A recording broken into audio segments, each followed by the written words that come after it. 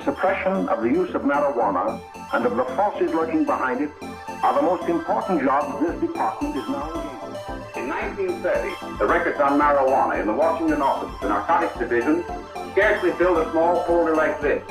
Today, they fill cabinets. Welcome, ladies and gentlemen, Coloradians, and everyone that's smart enough to listen from the outside. It's one of the most amazing plants we've ever discovered. The pot party, the trippers, the grasshoppers, the hip ones, all gathered in secrecy and flying high as a kite. I got Winnie Bucks!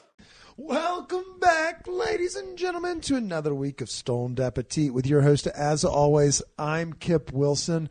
To the left, I got my boy CB on the casting couch. How are you, CB? In the words of our great friend Eve, I'm fantastic. Oh, you stole her intro. I know she's fucked now, but I hope she's doing fantastic as well. Yeah, it's, the whole team is going to be kind of on the road this week, or we're doing a lot of family stuff between all 3, 4, 5 of us.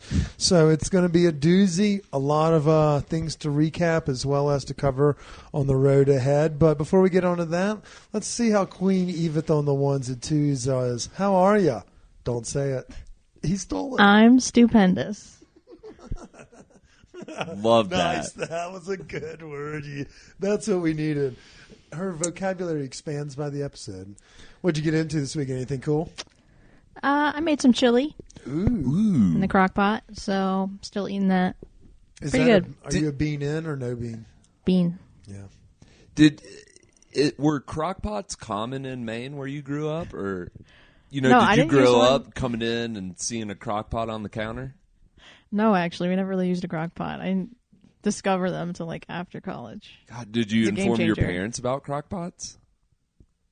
No. Or are they just out there living in a world where They use the I didn't know stove. that they were a regional difference, so that's kind of interesting. Are they? They were a staple growing up in our kitchen. they're a staple everywhere across the South. I would have thought, especially in somewhere where it's a little chillier, that they're like, we want come home to something warm after a day of, saving the Republic or the Union or whatever. Let's put that on the gift list to send to her family. Just be like, Papa P, we got you this gift. He's like, who the fuck is sending me a crock pot?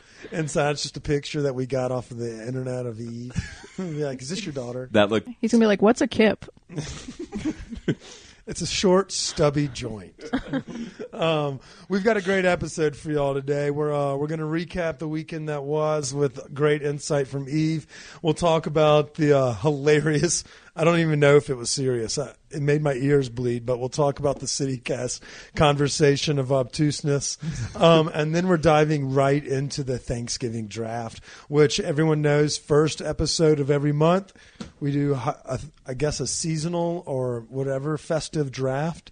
And this one is Thanksgiving draft. So before we dive into any of that, I want to give a quick shout out to our sponsors, our friends over at Connect for Health. Connect for Health Colorado is the open enrollment exchange program for those that maybe don't have health insurance from their office. Maybe they're a small business owner such as ourselves. Maybe they're a contractor or independent employee. They have something for everyone, and don't forget they can take care of your family as well. Everybody is included, no matter if you are a citizen of the United States, here on a green card, a visa, work in a kitchen or in the cannabis scene. They've got a platform and a program for you. Go to connectforhealthco.com to talk with a specialist today. Open enrollment starts on November 1st. Wow, that was a great ad read, Kip. It was almost like it was pre-recorded. Yeah. And we would be remiss if we didn't give a shout out to our friends over at Ricky Seltzers. The seltzer of the season, the perfect cocktail.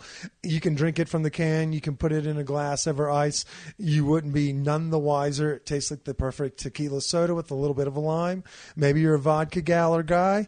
They got you covered there as well. With the winter months coming, they've got the whiskeys on the shelves also. So check them out wherever you may shop for local hooch, but we recommend our friends over at Mr. B's, 3 locations across the metro. All right, let's dive into it, Chris. So it was brought to our attention. A friend of ours was like, "Oh, hey, CityCast is ripping y'all a new one this week," and I was like, "Oh shit, Bree, the highly regarded podcast host here in town." So I tuned in. She was out. It was not her. So they had some other folks in on the desk for Friday's episode where they chose to go at the weed bro culture and I guess just white males in general, and then just throw a lot of shade at the cannabis industry and as its whole.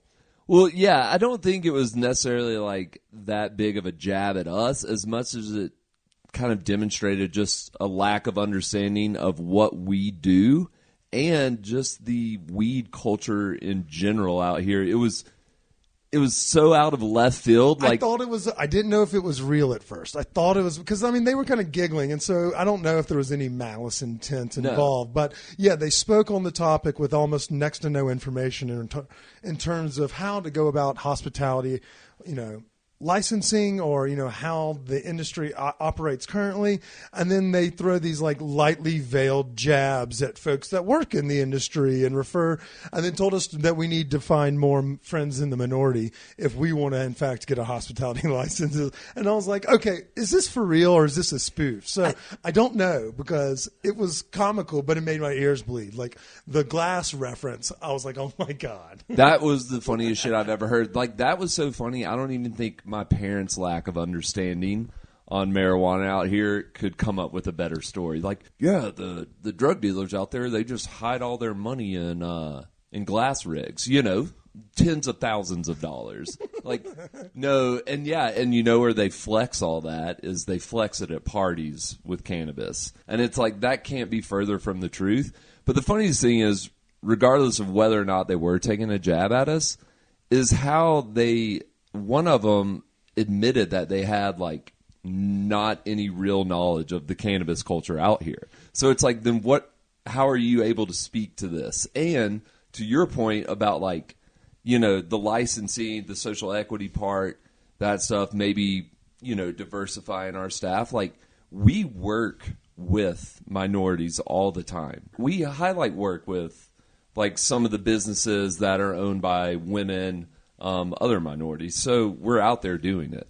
Yeah, and we're not actually looking for a hospitality license. Like, I don't want a fucking brick and mortar. What we want is for folks to have one-off access to permits. So whether they are brands or companies in the space, whether you're an event coordinator or a fucking wedding coordinator, if you're a private business that owns an event space, we want folks to be able to apply for permits that would either be then granted or rejected based off of a premise similar to asking for a liquor license permit for one-off events at parks and things of that nature, or at private venues being able to shut down and host events of their own free will. That's what our hope is. What Chris was trying to say, and what he did pretty well, is that, yeah, we do highlight a lot of folks in the industry that don't look like us. But at the same time, what we were angry about was the fact that somebody within the industry was trying to sabotage everybody else while those people were just trying to work to get to that point.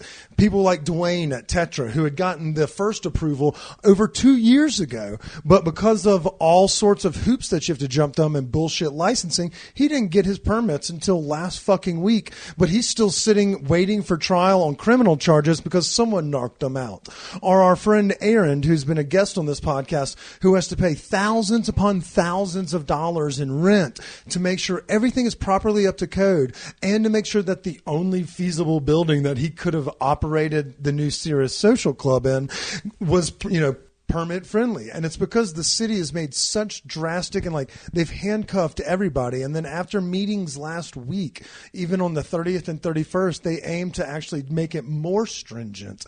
And then so by CityCast being the number one podcast in the city and getting all these accolades, and I understand Bree wasn't there and it's her podcast, but for you to have 4 days head start on this topic and then just to besmirch us, but not be up to date on what is actually going on in the industry, it just felt like they kind of missed on that one. And then I think the Reddit thread said the same thing, like just going after us because we're white men doesn't necessarily address the issues in the cannabis space today. I understand that there are a lot of venture capitalists and greedy white men out there that have made a buck off of the scene. And while there are a lot of marginalized communities that have been adversely affected by the war on drugs, that doesn't mean that we're standing over here saying we deserve our hospitality license because we work in the space illegally currently.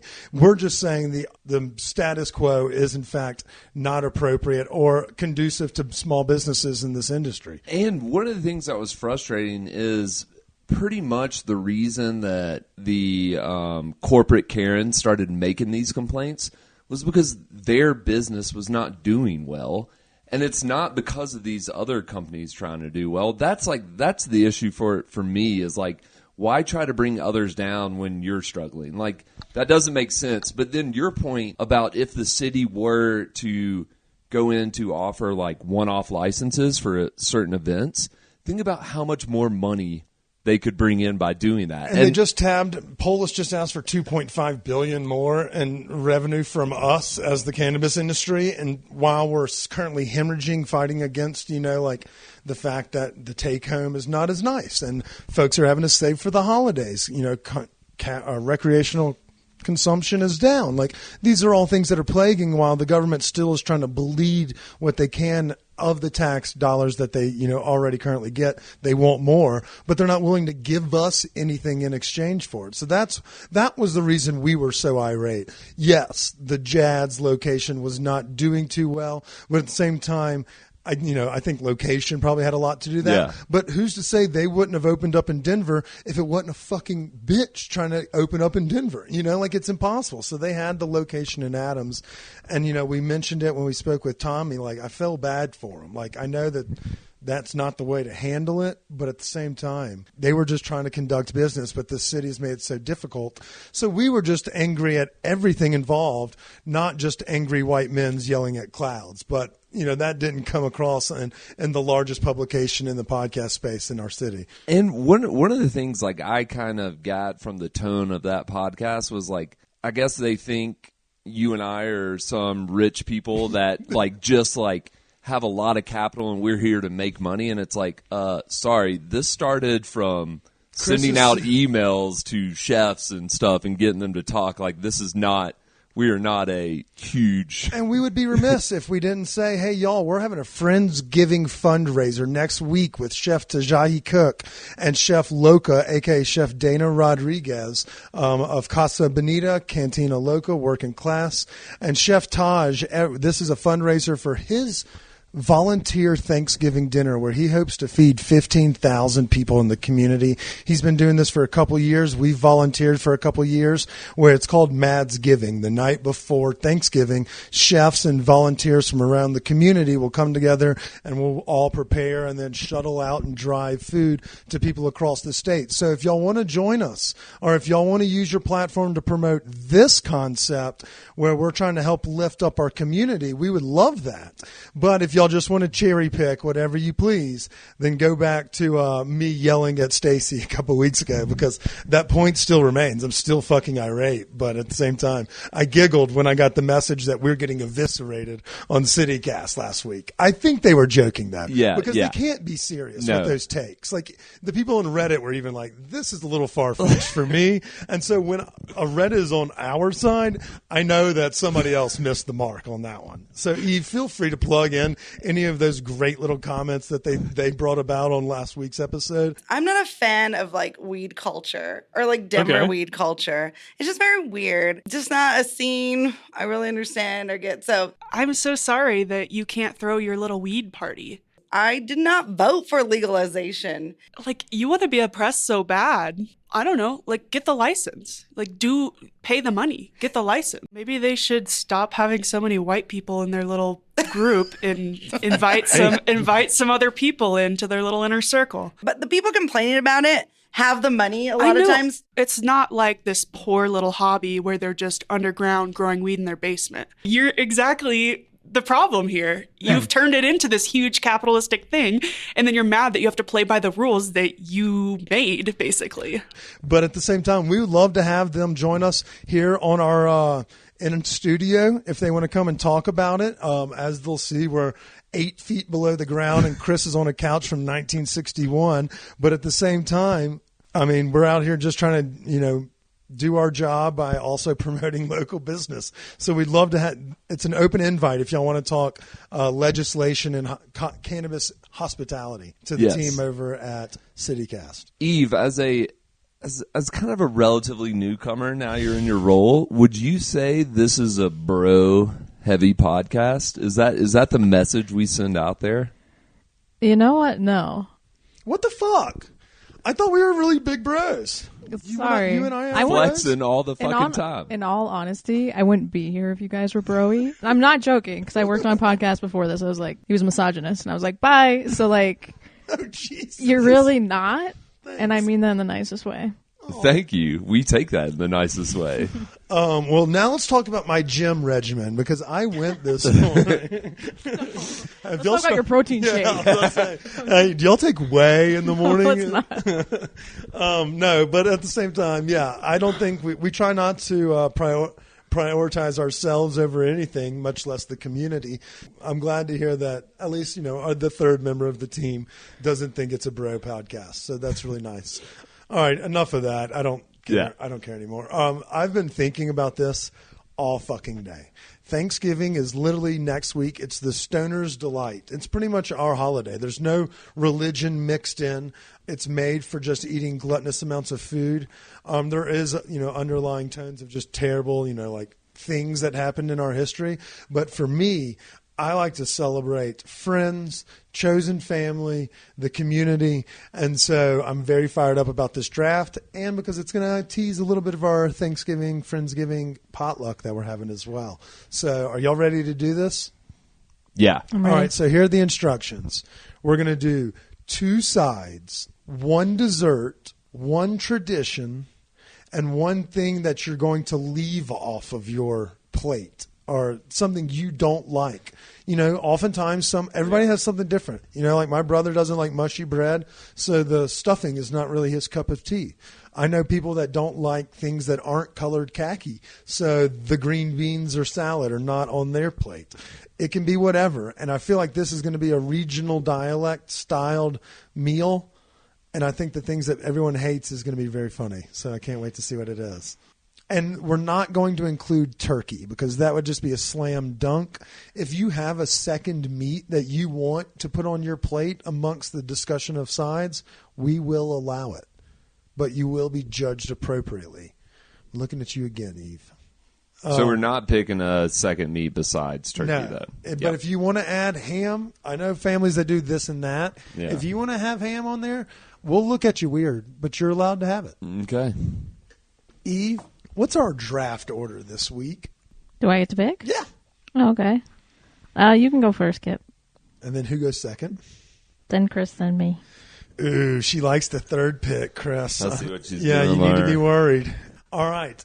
In proper weed bro fashion, I think my tradition is going to be the walk with the cousins. And I'm going to take tradition as my first overall pick.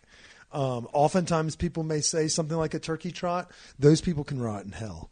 I think getting really faded before the first meal, or even second meal after first meal when the old folks are napping, that's a quality time right there. A good bonding experience with, if you're a big family of brothers, sisters of cannabis consumers, or if it's just yourself and you have to walk the dog. I've been that guy before, split family. Not everybody comes home for the holidays.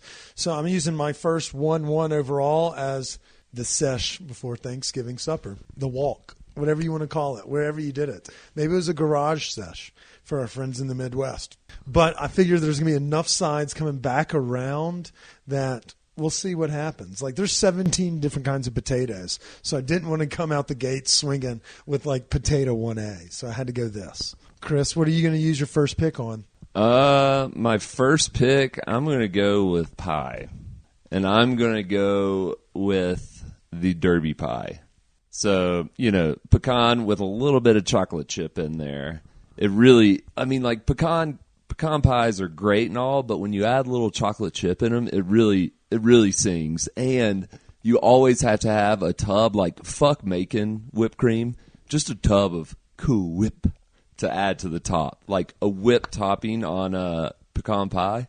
You got so redneck there for a second. I thought you meant Macon, like Macon, Georgia, Macon. You meant making like a homemade whipped cream. Yeah. Well, yeah. I mean, if you're in a house that's making homemade whipped cream, y'all are so above the Wilsons growing up. I can't even express it. But yeah, Eve's looking with a little bit of disdain over there. I don't think she's had. I think you could have gotten Derby pie a little later, just because I don't know it intimately well, and I'm sure as fuck that she doesn't. So that could have been a round 3 pick, but at the same time, let's see, because you're going to have a second pick coming right back up here in a second, Big Bear. I know. All right, Eve, who you got? So do I get 2 right now? Yeah. Okay. So for a side, I'm going to do stuffing. Nice. That's a good one. I got to claim it. So does that eliminate dressing? Yeah. Okay. That's just those are the dialects there. And I don't know. I want to do another side. I'm going to do cornbread. Ooh. She went double breads. And she literally said that last week. Like, we should not be surprised, because she said the bread was her favorite part of Thanksgiving. So no surprise there, Chris. But I love that she went cornbread instead of yeast roll. Do you think they have a little bit of like sugar in their cornbread up there? Sweetness? Are you saying you don't in the South? I mean, it's a very controversial topic, whether or not. Where's your stance on eating it with like dipping it in milk or buttermilk? Have you ever heard of people doing that? That's actually super delicious. No. See, it's just a regional thing. And there's not the judgment on Eve's face right there. She was like, the fuck? She's like, no wonder you'll have diabetes. But we're literally just talking about sugar on it. I think it could go either way. I like mine spicier than I do sweet. So like a jalapeno cheddar cornbread really tickles my pickle. From Cock of the Walk? It's fucked up that nobody else appreciates Cock of the Walk like I do. But at the same time, Eve, I actually respect the double bread you went there. Bravo. You've really fully like just immersed yourself into this bro podcast culture.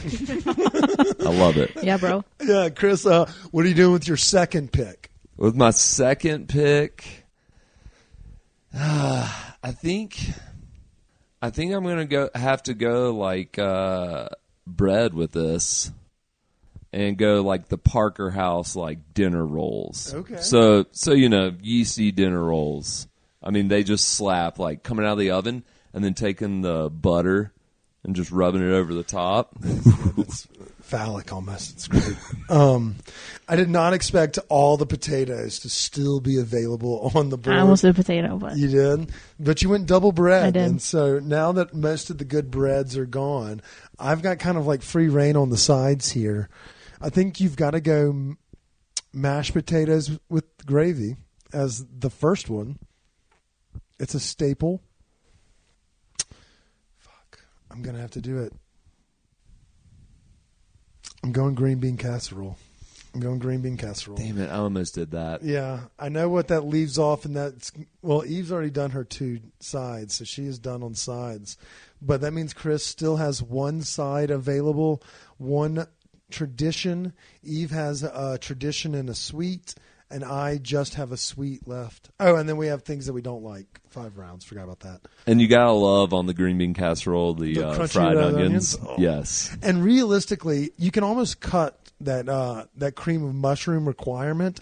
And in the days and age of Pinterest nowadays, I've seen folks really church up the green bean casserole. They're adding things like cranberries that are much prettier than they once were.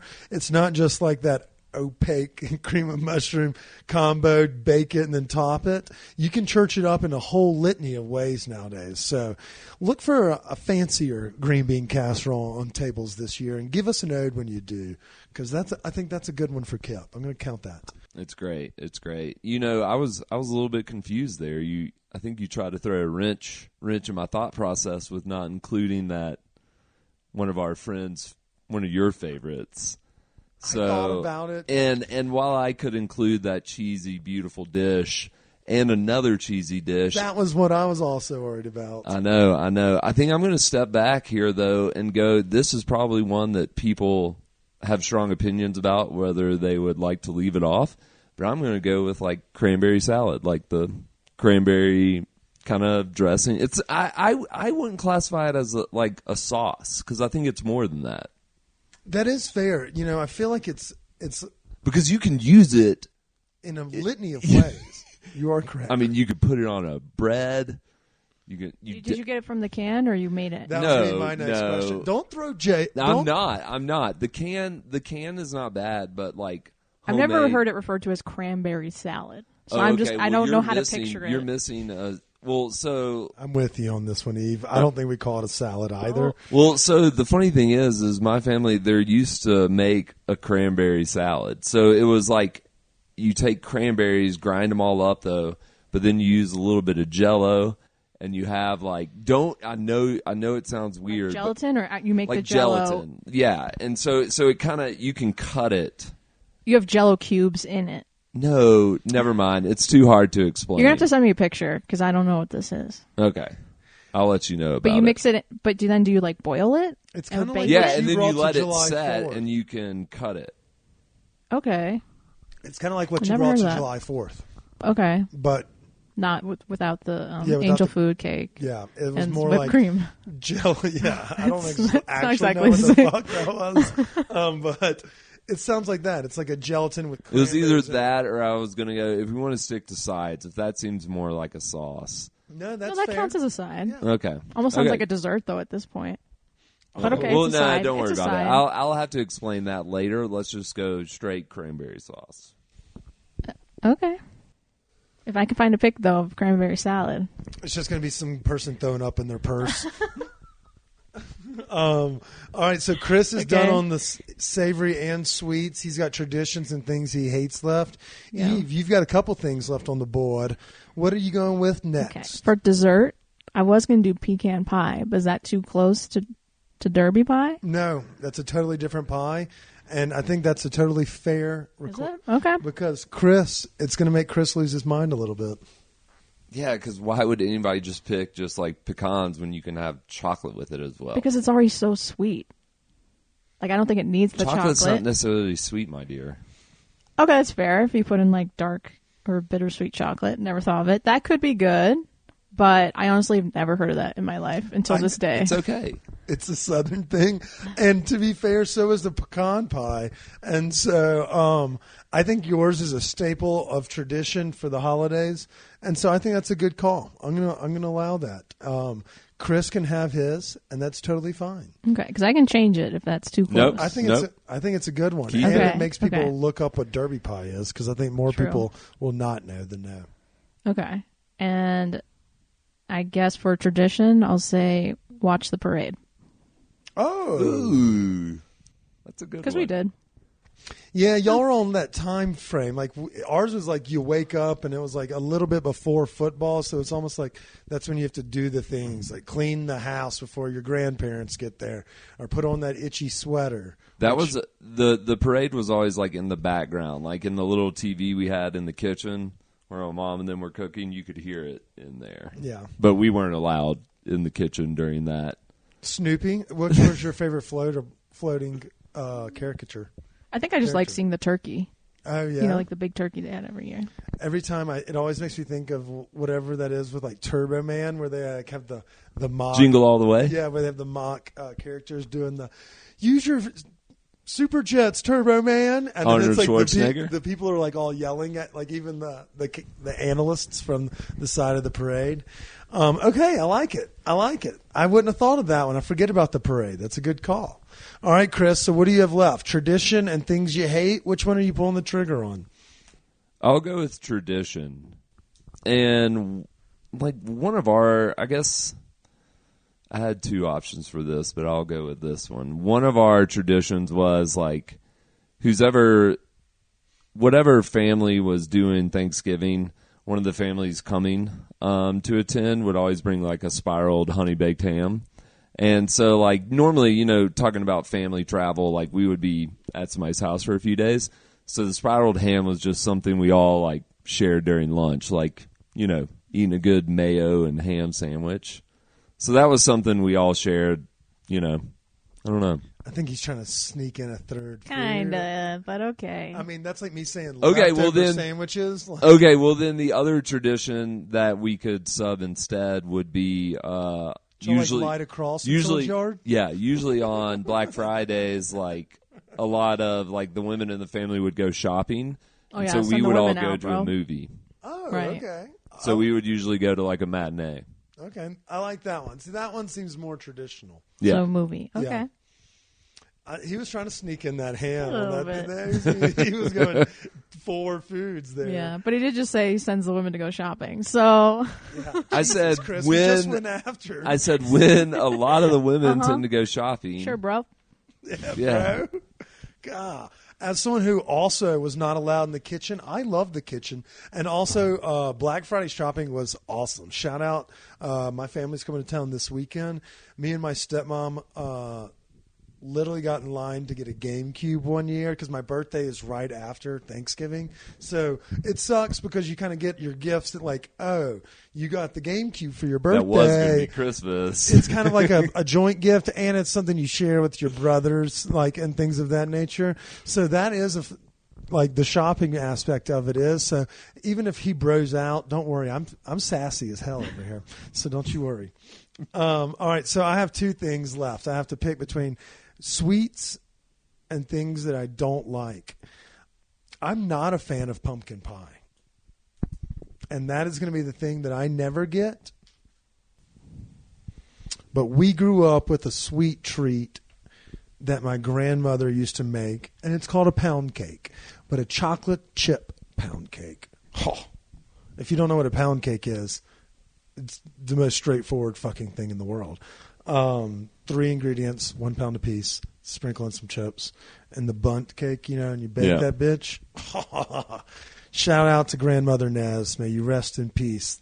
Your recipes will live on forever. She made a killer seafood gumbo as well, but that's for another episode. But the pound cake as a dessert, it's not too sweet. So like when I say I don't like cakes and things too terribly often, it's because like the icing gets too much for me, or like whatever it may be, like it doesn't need to be there. This is the appropriate amount, and then it's got that proper sponge, as Hollywood Paul would say on Great British Baking Show. It's a quality cake. It's easy to make, hard to fuck up. Shout out to the Wilsons, because we could fuck up a wet dream. Dude, I remember, like, pound cakes are good even without icing because they're so moist. Like, my mom used to make the 7-Up pound cake. I mean, that thing fucking slaps. Like, that was something kind of a little afternoon snack after school. It really is. Like, you just get a little bit of a wedge, like a ridge. Yeah. And you just eat it there with the fork. It's so good. So that's my sweet bite. It's not too terribly sweet, but it's sweet enough. Similar to the pecan. I'm not so sure about that Derby thing. I know last year we had the same conversation before Eve was on the pod, and you had to bring me some Derby pie. That was part of the rule. And it was good. It was good. And Poulette. We had one from Poulette last year. They had that pecan pie that had chocolate in it. I love Carolyn and Alan. They're just so great at what they do. All right, so that's my draft. I feel like I put it together a pretty okay board. Chris, you still have 1 pick left, as does Eve. It's Eve's turn, I think. No, it's definitely not. It is your turn. All right, the one thing I dislike. I had it, but I lost it. That doesn't sound like us. Yeah. Hold on, give me 1 second. Fuck. I'm gonna go ahead and say 1 year we had a failed attempt at one, and I'll never want this again. And it's a turducken. Like anybody who tries to do that, it's just it sounds funny and stuff, but it absolutely sucks. Like there's no way, no kind of science experiment you can do where the 3 birds cook perfectly. Like you're gonna get. I mean, turkey on its own is hard enough to really get juicy, but like when you stuff, it's a fuck up. So don't do it, folks. I've had it before. I've never tried to make it, but you're right. Like it's got to be like a perfect storm of like, do you have to properly bake something for a little while and then you just like fist it twice with 2 different other animals? Like it's an odd duck, but at the same time it feels like it's one of those tryhards. Like if you don't fry your turkey and you're like, fuck it, I'm gonna fry it this year, just leave it to Popeyes. Like there's some things that are left for professionals, and turducken is 100% in that. That's a good call. That's a good call on things that are overrated, not worth making room on the plate for. Oh, I remember when we tried it that Thanksgiving. Like, I guess my mom had ordered one to like make or whatever. It was an epic fail, and everybody was fucking pissed. Like, is this our only goddamn turkey? We're like, Jesus. Trying to do something. Is there not a single bird in here cooked right? Fuck. Man, I feel bad for Mama Byard. Hand me more gravy. This thing needs more gravy. Eating chalk over here. It's another Chevy Chase Christmas Vacation. It's just a little tough. Save the neck for me, Clark. God, I can't wait for our Christmas draft. Get ready, Eve. I know you love that holiday. She already put coal in our stockings. I saw her doing it earlier. What I would be skipping for Thanksgiving, and I had this planned out, Chris, so I'm not saying it to be spiteful, but it's cranberry sauce. No, I mean, I saw the writing shit. on the wall. That's like the candy corn. It's contentious. Was about to say, that is a new candy corn. So see, Eve, we may have fucked each other and propelled Kip to a W here because it's very we're gonna rare. lose votes on It's that. very rare that I win anything in life, so I'm sure somebody's going to take umbrage with something I do. We've all won one though. Yeah, at the least, yeah. Yeah, I don't know who won the last one. I can't remember. I think it may have been a story vote, so we'll have to go back and check the records for Halloween.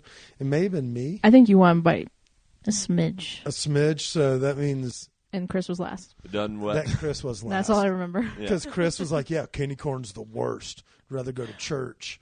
And so it's the only candy left over at Target. At the Halloween section. Walmart I looked today. at it. It's just candy corn. I had to go to Walmart today to get cherry Coke. And they had all their Halloween candy was still there. Or not all, but a lot of it. 75% off. Every bag of candy was $1. So I have 5 bags of candy upstairs in the refrigerator. Feel free to take home as many Reese's, Snickers. I think there's some M&Ms, Milky Ways. I got candy corn for Chris. That's weird. There's more in Walmart. Target was like pretty much all gone except for like 5 bags of candy corn. Oh, really? And I went to like 2 Targets and I didn't even think of Walmart. Were you hunting candy? No, I wasn't. Leftovers? I just happened to be there, but I was like, I'll check out the Halloween. There's like nothing there except candy corn. So the Walmart next to us has like an aisle. I guess they had like decorations for, and so Christmas stuff was coming in, which is kind of fucked up that there was like no hot, like Thanksgiving festive, like nothing orange and brown or anything. And so they were like, please take as much as you want. Everything's pretty much $1. And I was like, well, sure, I'll grab 5 of these.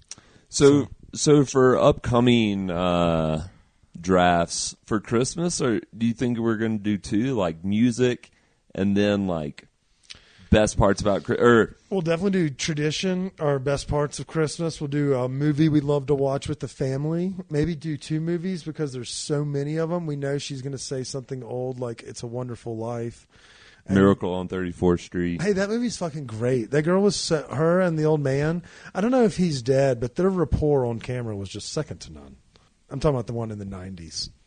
She was also Matilda, wasn't she? The Miracle on 34th Street. Yeah, I know what you're talking about. Not the one that. Yeah, no, not the black and white one. Yeah. Yeah, that's stupid. Yeah, so I don't know. We'll stew on it. We have like 28 days to worry about that. That's an Eve project. Don't forget to get your Friendsgiving tickets. Each wave drops on Monday. Yeah, Friendsgiving tickets are available every Monday. You can find them through the newsletter. I think that covers just about everything for the Thanksgiving episode. Is that about it?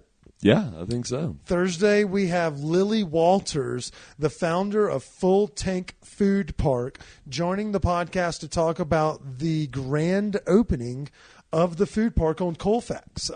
For anybody that's been in the PNW area may remember or recognize this concept as one that is thriving across their metro area and a great way to showcase local small businesses, local chefs, and things of that nature. That's going to be on Colfax and Raleigh, right there in the Sloan's Lake area. So be sure y'all go check them out and get ready for a doozy of an episode on Thursday. Anything, stay high, stay hungry. Friendsgiving. See you later, bro.